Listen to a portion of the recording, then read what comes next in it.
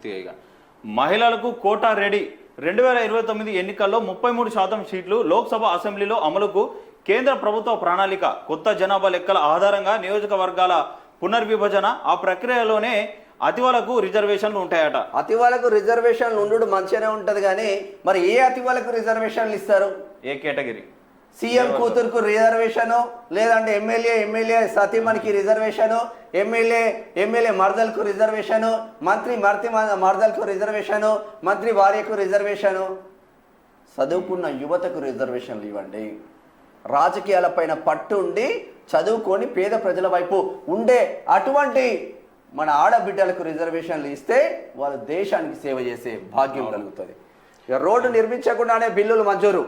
ఈని suspend చేసిన GHMC commissioner విధుల నుంచి అవుట్సోర్సింగ్ ఏఈ తొలగింపు. ఐఏఎస్ సదన్ కార్పొరేటర్ ఫిర్యాదుతో విచారణ. బోగస్ బిల్లులకు నిధులు ఇచ్చినట్లు తేలడంతో చర్యలు. ఐఏఎస్ సదన్ కార్పొరేటర్ లెక్క పత్రాలు